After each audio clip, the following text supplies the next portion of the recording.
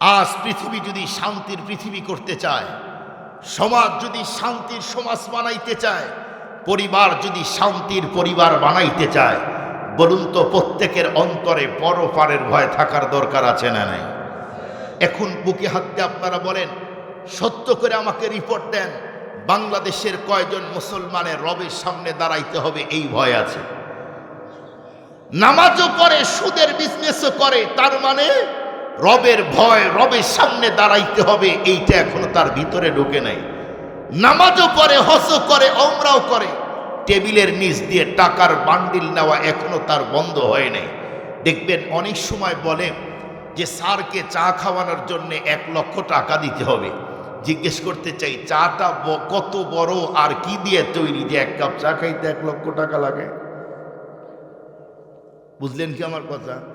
চাটাই বা কত বড় আর কি দিয়ে তৈরি হয় যে বসকে 1 কাপ চা খাওয়ানোর জন্য 1 লক্ষ টাকা দিতে হয়? বস কিন্তু হজ করেছে, বস কিন্তু ওমরা করেছে, বস কিন্তু নামাজ পড়ে আসে, এরপরেও বসের এই অপরাধ বন্ধ হয় না। নামাজ যতই পড়ুক, অন্তরের মধ্যে এখনো ওই জিনিস ঢুকে নাই যে আল্লাহর সামনে দাঁড়াইতে হবে। অথচ যেই মানুষদের দিলের মধ্যে আল্লাহর ভয় ঢুকেছে, ওয়াত্তাকু ইয়াওমান তুরজাউনা ফীহি ইলাল্লাহ, রবের সামনে দাঁড়াইতে হবে এই চিন্তা যার মাথায় থাকবে, সে কখনো চুরি করবে না, অবৈধ কাজ করবে না, আরেকজনের সম্পদ আত্মসাৎ করে খাবে না। কথা বলেন না কেন ভাই? সে কখনো মসজিদের টাকা মেরে খাবে না, কবরস্থানের টাকা মেরে খাবে না, এরপরে গোরস্থানের, এরপরে মাদ্রাসার টাকাগুলি মেরে খাবে না। সে কখনো জাতির টাকা লুট করে বাহির রাস্তায় বেগম বাড়িতে বাড়ি বানাবে না। যার অন্তরে রবের সামনে দাঁড়ানোর ভয় থাকবে না, সে দুনিয়াতে মানুষকে খুন করতেও তার কলিজা কাঁপবে না। কিন্তু যার অন্তরে রবের ভয় থাকবে, অবশ্যই অবশ্যই যতই অপরাধ করুক, সে একদিন না একদিন তার ভিতরে চেঞ্জ আসবে। যে ব্যক্তি আল্লাহকে ভয় করবে না, রবের সামনে দাঁড়াইতে হবে এই চিন্তা যে করবে না, এ দুনিয়াতে মানুষ খুন, জেনা, ব্যভিচার কোনো কিছু করতে তার তেমন কিছু মনেই হবে না। বলেন হবে? হবে? কেউ কেউ তো ওপেনে বলে যে আরে 5টা মানুষ খুন করেছি, আমার তো কিছুই হয়নি। আর যদি খেলাফত প্রতিষ্ঠিত হতো, একজনকে খুন করেছে, খেলাফত প্রতিষ্ঠিত হলে ওকে খুন করার অর্ডার দিত, কিন্তু ও খুন করে দেখে আমার তো কোনো বিচারই হয় না, 1 বছর 2 বছর 6 বছর পরে আবার বের হই। এই লোকের অন্তরে কতবার জেলে ঢুকাবেন, কতবার তাকে শাস্তি দিবেন? মানুষ তো 50টা খুন করলো, এরপরেও তার চেঞ্জ আসলো না। অনেক আইন করলেন, একবার জেলে ঢুকে জেল থেকে বের হয়ে আরো 12টা খুন করে, আবার ঢুকে বের হয়ে আরো 12টা খুন করে। এগুলি দিয়ে কখনো ওকে চেঞ্জ করা যায় না। ওই লোকটাকে কাছে বসায়া পরপারের ভয় যদি তার অন্তরে ঢুকে যায়, সে কখনো মানুষ খুন করতে যাবে না, সে কখনো জেনা করতে যাবে না, আর একজনের মাথায় বন্দুক ধরে দুনিয়া থেকে বিদায় করে দিবে না। আজকে আমাদের মধ্যে দেখেন, ভাই ভাইকে মারতেছি শুধু সম্পদের জন্য, আছে না নাই? সবগুলো মিলায় দেখেন, আজকে অশান্তির মূল কারণ, আজকে তামাম দেশের মধ্যে অশান্তির মূল কারণ আমাদের কারো দিলের মধ্যে পরপারের ভয় নেই, রবের সামনে দাঁড়াইতে হবে। কিন্তু যেই মানুষের দিলের মধ্যে পরপারের ভয় আছে, দাঁড়াইতে হবে, ওই মানুষের অবস্থা, সে মানুষ খুন করেও পালিয়ে যায় না, অন্যায় ভাবে না, অজান্তেই কাউকে খুন করেও পালিয়ে যায় না। যেই মানুষগুলির দিলের মধ্যে পরপারের ভয় আছে, তাদের অবস্থা কেমন হয় বুঝার জন্য একটা ঘটনা বলি, তাহলে বুঝবেন। নবী আলাইহিস সালাতু ওয়াস সালাম যখন দুনিয়া থেকে বিদায় নিলেন, এরপরে প্রথম খলিফার নাম কি? হযরতে আবু বকর সিদ্দিক রাদিয়াল্লাহু তাআলা। এই সিদ্দিক আকবর দুনিয়া থেকে যাওয়ার পরে দ্বিতীয় নাম্বার খলিফা হযরত ওমর ফারুক রাদিয়াল্লাহু তাআলা। এই ফারুক আজম রাদিয়াল্লাহু তাআলা তার শাসনামল চলতেছিল। সেই সময় মক্কা থেকে অনেক দূরে একজন যুবক ছিল, যেই যুবকটা তার দিলের মধ্যে আল্লাহ এবং রাসূলুল্লাহ ছাড়া কাউকে স্থান দেয় না। মুসলমান ভাইরা আমার কথাগুলি দিন দিয়ে বোঝার জন্য চেষ্টা করবেন। এই যুবকের অন্তরের মধ্যে শুধুমাত্র কেবলমাত্র আল্লাহ এবং কি রাসূলুল্লাহ ছাড়া আর কেউ ছিল না। যুবক যখনই একটু সময় পাইতো টাইমটা কাজে লাগানোর জন্য তার যতগুলি চয়েসফুল ঘোড়া ছিল তামাম ঘোড়ার মধ্যে সেইটা বন্ধুরা আমার, যেইটা খুব দ্রুত বন্ধুরা আমার স্পিডে চলে, এই জাতীয় একটা ঘোড়ার উপরে উঠে আল্লাহর বান্দা যুবক খানায় কাবা তওয়াফ করে নবীজি রওজায় সালাম দিয়ে আবার ব্যাক করে আসতো। এই যুবক তাবি টোটাল তো বিশ্ব নবীর জন্য পাগল। এজন্যই তো একজন কবি বলেন, আয় রহমতে আলম নবী হাদিয়ে উমাম, দেওয়ানা তেরে হো গিয়া মাই মুঝে খবর লো, দেওয়ানা তেরে হো গিয়া মাই মুঝে খবর লো। আল্লাহু আকবার। মুসলমান ভাইরা আমার, যুবক তেমনি একদিন ঘোড়ার উপরে উঠলেন। রাস্তা চলতে যাইতে বন্ধুরা আমার এমনকি আসতে যতগুলি খাবার প্রয়োজন বন্ধুরা আমার তামাম খাবারগুলি নিজের কাছে যখন নিল, আল্লাহর বান্দার দিলের মধ্যে তামান্না নবীজির রওজায় যাবে, নবী আলাইহিস সালাতু ওয়াস সালামকে সালাম দিবে, এমন তামান্না দিলের মধ্যে নিয়েই যখন চলতেছিল, রাস্তার মধ্যে চলতে চলতে বন্ধুরা আমার লম্বা রাস্তা, মরুভূমির পথ। যুবক চিন্তা করলো যদি কোনো জায়গায় একটু রেস্টের ব্যবস্থা হয় আমার জন্য, এমনকি বন্ধুরা আমার ঘোরার জন্য বড় উপকার হয়।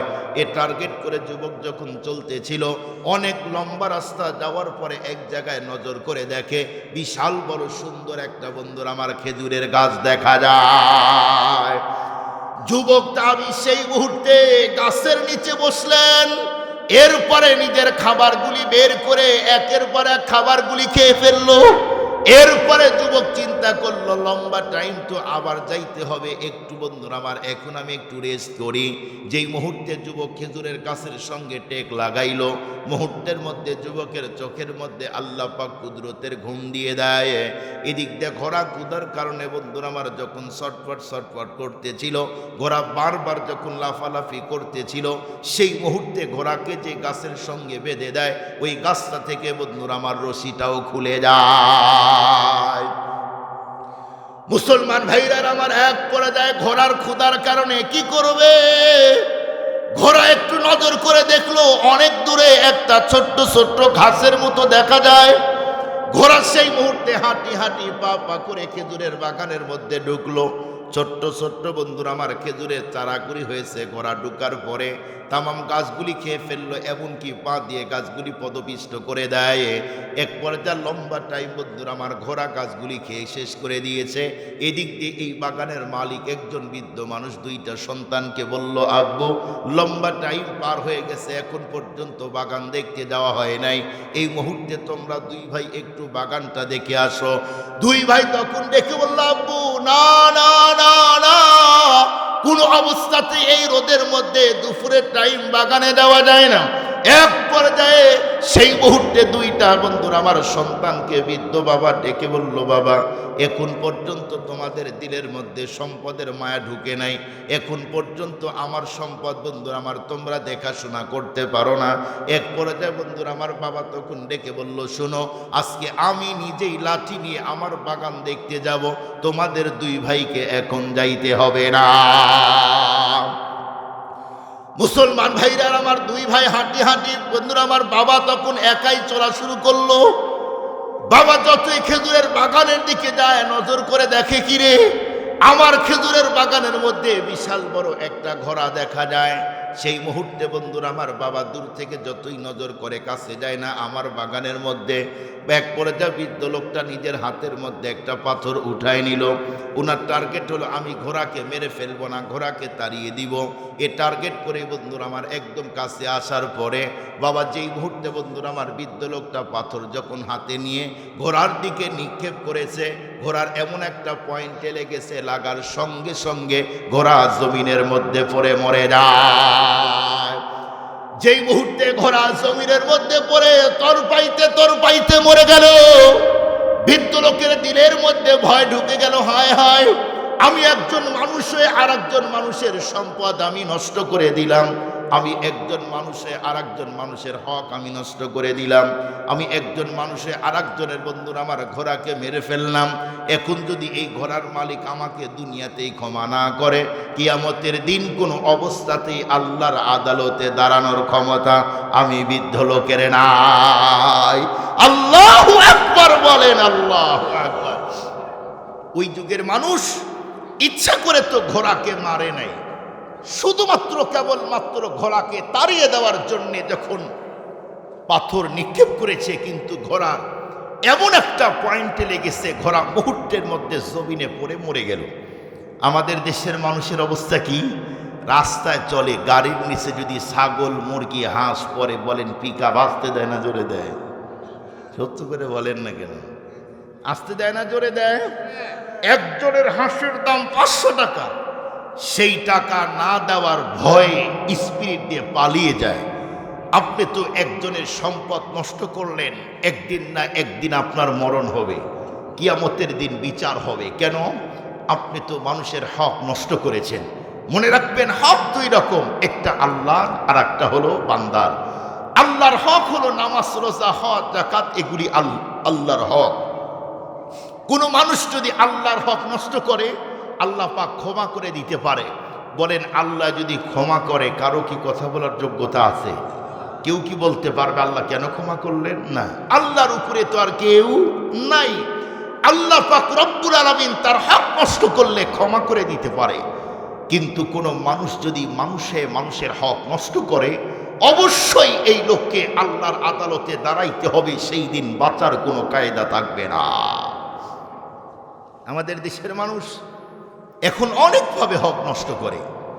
এই হকের ব্যাপারে দুটি কথা আপনাদেরকে বলি মাঝখানে, কারণ হক কিন্তু নর্মাল কোনো জিনিস না। দেখেন আমাদের দেশের মানুষের অবস্থা কি? নামাজ পড়ে, রোজা করে, আলহামদুলিল্লাহ, খুব ভালো। কিন্তু আমাদের দেশে দেখবেন অনেক লোক আছে মুদিখানার দোকানে 5,000 টাকার বাকি খায়, 3,000 টাকা দেয়। মুদিখানার দোকানদার 2,000 টাকা চাইলে 6 মাসে আর ওই রাস্তায় যায় না। অবাস্তব কথা বললাম? আছে না নাই? 2,000 টাকা বাকি খেয়েছে, 1,000 দিয়েছে, আর 1,000 দিতে চায় না। টাকা যদি চায় মন বেজার করে, ফোন দিলে ফোনই রিসিভ করে না। অন্য জনকে দিয়ে খবর দিলে বলে আমি আরো পাই। অথচ এই বাজারে অমুক দোকানে 2,000 টাকা বাকি খেলেন, 1,000 দিলেন, 1,000 লোকটা পায়। ওই দোকানে এখন আর ওই দোকানের কোনো মাল সামান কিছুই নিতে চায় না, অন্য দোকান থেকে নেয়। জিজ্ঞেস করতে চাই, ওই লোকটা যে 1,000 টাকা আপনার কাছে পায়, ও তো আপনার দাবি তো ছাড়ে নাই। মরে যাবেন, ওই লোকটাকে টাকা দিবেন না?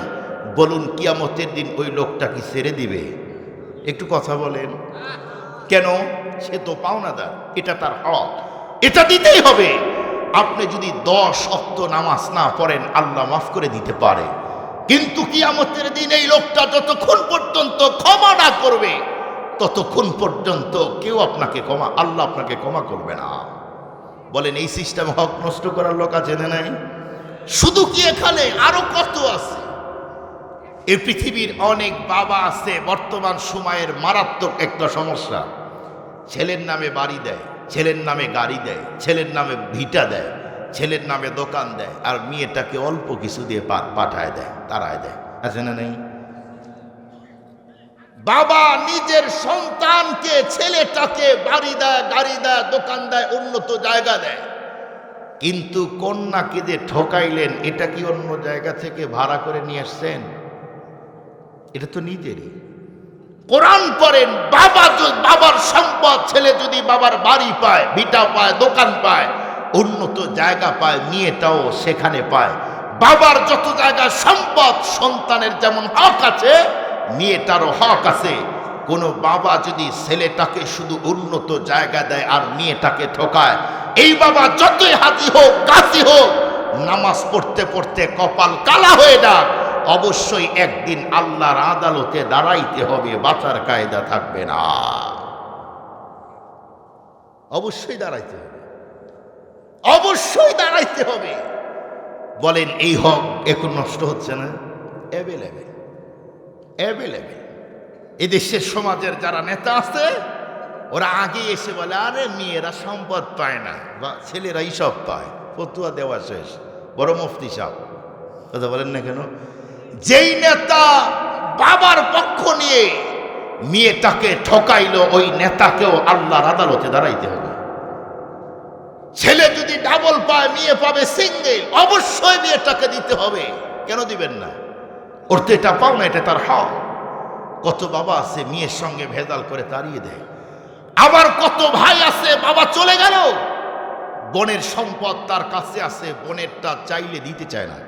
আছে না নাই? পাওয়ার দেখায়। তোর কোন বাবা আছে নিয়ে, তোর মোরা বাবাকে নিয়ে আসলেও তোর সম্পদ দিব না, তোরে খাওয়াই, এটাই তো অনেক। ওই ভাইকে বলতে চাই, তুমি ভালো করে শুনো, তোমার বোনের সম্পদ তুমি যদি না দাও, একদিন তোমাকেও রবের সামনে দাঁড়াইতে হবে। কেন দিবে না? এটা তার পাওনা, এটা তার হক, এটা তাকে দিতেই হবে, এটা তাকে দিতেই হবে। ভাই দাবি করে কি, যে আমি কি তোরে খাওয়াই না, তোরে কি বছরে 2-4 বার নিয়ে আসি না? আনতে হবে, এটা তো সে তোমার আত্মীয়। তোমার তো ওই বোন, এটা যেই বোন ছোটকালে তোমার মা দুধ খাওয়াইতো, তোমার বড় আপা তোমাকে কোলে নিয়ে নিয়ে ঘুরাইছে, এটা তো তোমার সেই বোন। তুমি অসুস্থ হলে বোন মায়ের কাছে বসে থেকে থেকে তোমার মাথায় জলপট্টি করে দিয়েছে, এটা তো তোমার সেই বোন। তোমার তো ছোট বোন, যেই বোনকে এত আদর করে করে বড় করলে, সেই বোন সম্পদ পায়, তুমি দিবা না? সম্মানিত উপস্থিতি, যেই ভাইগুলি কাজ করে, ওই ভাইদেরকে বলতে চাই, অনুরোধ আপনাদের কাছে, সম্পদই সম্পদ না, মরে গেলে তো ছেলেই খাবে, মেয়েই খাবে, স্ত্রী খাবে, কিন্তু বোনের হক যদি নষ্ট করেন, কবরে যাওয়ার পরে বুঝবেন কি মজা। মরা লাগবো না? কথা বলেন না কেন? রাগ করতেছেন আমার কথায়? মরতে হবে না। ওয়াত্তাকু ইয়াওমান তুরজাউনা ফীহি ইলাল্লাহ, রবের সামনে তো দাঁড়াইতে হবে। সেই দিন কি জবাব দিবেন? সম্মানিত উপস্থিতি, এই জন্য আপনাদের অনুরোধ করে বলতে চাই, হকের ব্যাপারে আমাকে আর আপনাকে সজাগ থাকতে হবে। আমার আত্মীয় স্বজনের কি হক, আমার স্ত্রীর কি হক, আমার ছেলের কি হক, আমার মেয়ের কি হক, কে আমার কাছে পায় তাকে পৌঁছে দিতে হবে। শুধু কি তাই, কিতাবের মধ্যে আমরা পড়েছি, কিয়ামতের ময়দানে কোনো একটা মহিষ যদি আর একটা মহিষকে অন্যায়ভাবে আঘাত করে, কিয়ামতের দিন ওই মহিষও তাকে আঘাত করবে। আমি তো আমার উস্তাদের কাছ থেকে শুনেছি, কোনো একটা গরু যদি কারো উপরে জুলুম করে, ওইটারও বিচার হবে। আপনি মানুষ আর একজনের উপরে জুলুম করবেন, হক নষ্ট করবেন, আপনার কোনো বিচারই হবে না। আম হাসিবতুম আন তাদখুলুল জান্নাহ, আপনি কি ভেবেছেন মরবেন আর গড়গড় করে নিরঙ্কুশভাবে আল্লাহর জান্নাতে যাবেন? এত সহজ না। বলেন সহজ? কথা বলেন, কথা বলেন। এই জন্য হকের ব্যাপারে সিরিয়াস। কার কি হক আছে আমাকে জানতে হবে, সেটা মানতে হবে। আমি এই জন্যে নিজের একটা জিনিস আমার দিলে ঢুকিয়ে নিয়েছি, আমি চেষ্টা করব আল্লাহর হকও যেন নষ্ট না হয়, আমার যেন আপনজন যাদের উপরে যেই হক আছে সেইটাও যেন নষ্ট না হয়। আমাদের দেশের, আমি আগেই বলেছি, অনেক মানুষ পাওনাদারের পাওনা দিতে চায় না, কিন্তু নবীজি কি এমন ছিলেন? কথা বলেন। নবীজি এমন ছিলেন না। নবীজিতে এমন ছিলেন, তার কাছে কেউ কিছু পাইলে ডেকে ডেকে দিত। আর আমাদের অবস্থা হলো, কেউ যদি টাকা ধার দেয়, ধারের টাকাই দিতে চায় না। বলেন বলেন, আছে না নাই? দেখবেন 7 দিনের কথা বলে নেয় 10,000, 7 দিন পার হয়, 20 দিন পার হয়, 1 মাস, 1 বছর, 2 বছর পার হয়, টাকা চাইলে দিতেই চায় না। আল্লাহ জানে ওর 7 দিন কত বড়, আল্লাহ জানে ওর 7 দিন কত বড়। টাকা চাইলে ফোন রিসিভ করে না, বললেও রাজি হয় না, টাকা দিতে চায় না। আছে না নাই? এই জন্য নবীজির হাদিস কিতাবের মধ্যে আসছে, দান করলে যেই সব, ধার দিলে, কর্জ দিলে ডাবল সব। সুবহানাল্লাহ বলেন। এখন মানুষ ধার দেয় না কেন? টাকা ধার দিলে ওইটা দিতে চায় না। টাকা যদি নিজের হাত থেকে অন্যজনের কাছে যায়, এটা আসতেই চায় না। আর ও চিন্তা করে দিব তো দিব তো, এইভাবে সময় পার করে দেয়। মনে রাখবেন, লেনদেন এটা বড় নর্মাল কোনো জিনিস নয়। ওমরে ফারুক রাদিয়াল্লাহু তাআলা একজন সাহাবীকে বলেছিলেন, এই সাহাবী, ওই যে আরেকজন সাহাবী আছে আব্দুল্লাহ ইবনে মুবারক, তুমি কি বলে আব্দুল্লাহ ইবনে হুযাফা, তুমি কি তারা চিনো? একজন সাহাবীর দিকে লক্ষ্য করে নবীজির সাহাবী ওমরে ফারুক যখন বললেন, ওনাকে তুমি চিনো? ও কি ইমানদার নাকি অন্য কিছু বলো তো। উনি বললেন যে উনি তো ইমানদার, নামাজ পড়ে, রোজা করে, অমক করে, তমক করে। ওমরে ফারুক বলল, তুমি যে ওকে ইমানদারের সার্টিফিকেট দিয়েছো, তুমি কি ওর সাথে লেনদেন করেছো? বলে না, লেনদেন করি নাই। বলে ইমানদার 1 নাম্বার না 2 নাম্বার লেনদেন করলেই বোঝা যায়। আমাদের এখন সমস্যা, লেনদেনে আমাদের ভেজাল হওয়ার কারণে এখন সুদের বাজার গরম। ধার নিলে দিতে চায় না, কিন্তু সুদের উপরে নিলেও টেনশন থাকে, না দিলেই বাড়বে। চক্রবৃদ্ধি হারে শুধু সুদ বাড়তেই থাকবে, বাড়তেই থাকবে। এই জন্য সুদের টাকা দিতে চায়, ধারের টাকা দিতে চায় না। আছে না নাই? এই জন্য মানুষও টাকা থাকলেই বলে যে না আমার কাছে টাকা নাই। অথচ আমাদের নবী আলাইহিস সালাতু ওয়াস সালাম, যেই নবীর জন্যে জাহান্নাম চিরতরে হারাম, যেই নবীর জন্যে প্রত্যেকটা জান্নাত পাগল, ওই রসুল কেমন ছিলেন? নবীজি অল টাইম সাহাবীদেরকে বলতেন, আমি যদি কারো কাছ থেকে কিছু ধার নিয়ে থাকি, আমার কাছে যদি কেউ কিছু পাও আমাকে বলবে, আমি দিয়ে দিব, কারণ এটা তোমাদের হক, এটা তোমরা তো পাওনাদার, আমার কাছে বলবে, আমি দিয়ে দিব। আর আমরা তো বলি না। বলি বলেন? নবী আলাইহিস সালাতু ওয়াস সালামের শরীরে একদিন খুব জ্বর, নবীজি দাঁড়াইতে পারে না। নবীজির আপন চাচতো ভাই ফজল ইবনে আব্বাসকে বলল, ফজল তুমি একটু আমাকে শক্ত করে ধরো, একটু বাহিরে নিয়ে যাও।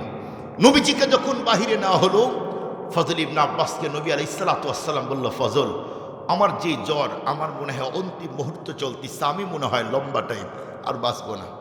তুমি এক কাজ করো, মদিনার মধ্যে যত আমার সাহাবী আছে সবাইকে খবর দাও, সবাই যেন আমি নবীর সামনে এসে হাজির হয়। ফজল ইবনে আব্বাস নবীকে এখানে রেখে পুরা মদিনার মধ্যে ঘুরে ঘুরে ঘুরে ঘুরে সবাইকে বললেন, এই নবী ডেকেছে, সবাইকে যেতে হবে। বলুন নবীর ডাক কেউ কি মিস করবে?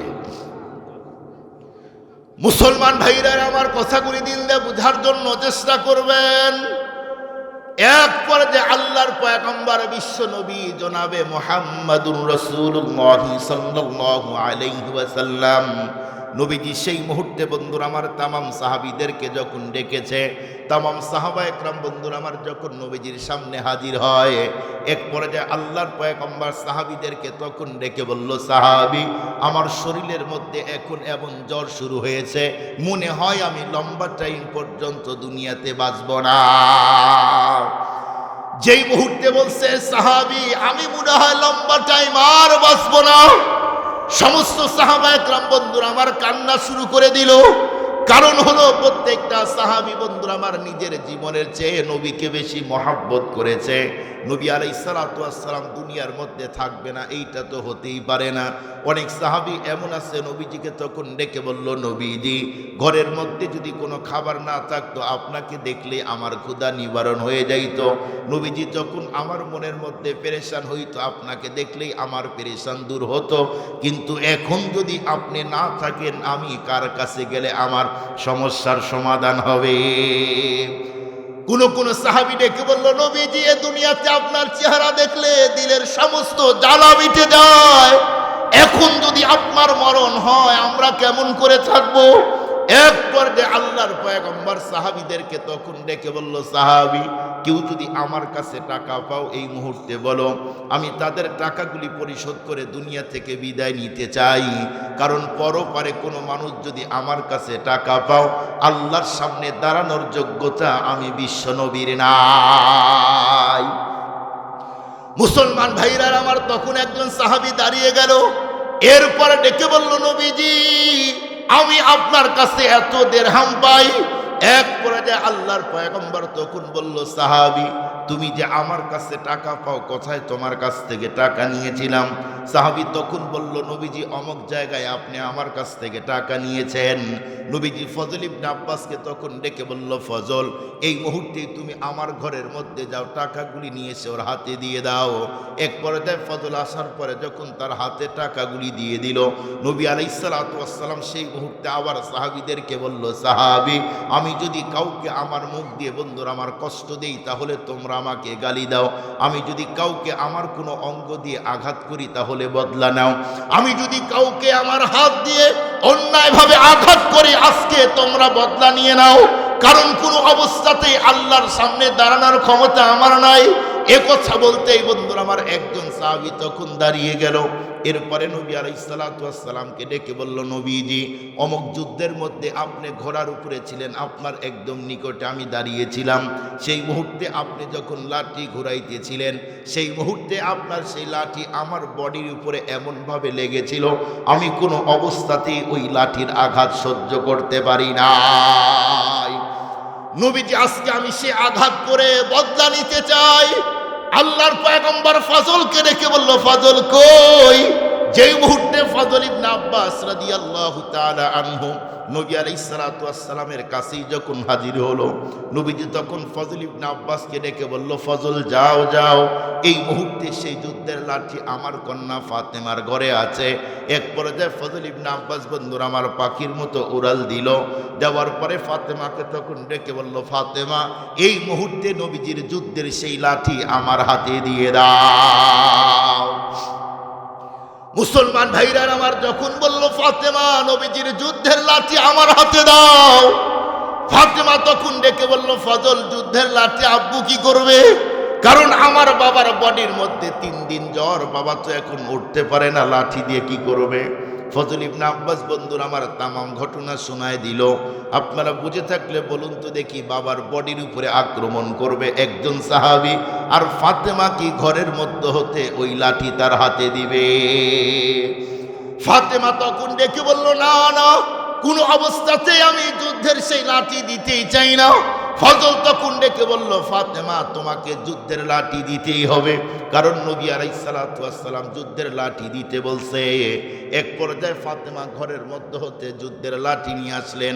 আসার পরে ফজল ইবনে আব্বাসের হাতে বন্ধুরা আমার যখন হস্তান্তর করে দেয়, ফজল ইবনে আব্বাস যুদ্ধের লাঠি নিজের হাতের মধ্যে নেওয়ার পরে হাঁটি হাঁটি পা পা করে বন্ধুরা আমার নবীজির কাছে গিয়েছে। এদিক দিয়ে ফাতেমা হাসান আর হুসাইনকে ডেকে বলল, কই? এই মুহূর্তেই আমার সামনে হাজির হও। এক পর্যায়ে যখন হাসান আর হুসাইন রাদিয়াল্লাহু তাআলা আনহু ফাতেমার সামনে হাজির হলো, ফাতেমা ডেকে বলল, বাবা লম্বা টাইম পার হয়ে গেছে, তোদেরকে খুঁজে খুঁজে আমি পাই নাই। এই মুহূর্তে আমি তোমাদের দুইজনকে একটা মাত্র অর্ডার করতে চাই, সেইটা হলো এই মুহূর্তেই যাইবা তোমার নানার পিঠের উপরে নাকি লাঠি দিয়ে আঘাত করবে। যতক্ষণ পর্যন্ত তোমাদের বডির মধ্যে নিঃশ্বাস আপ ডাউন করে, কোনো অবস্থাতেই যেন তোমার নানার পিঠের উপরে লাঠির আঘাত না পড়ে যাও।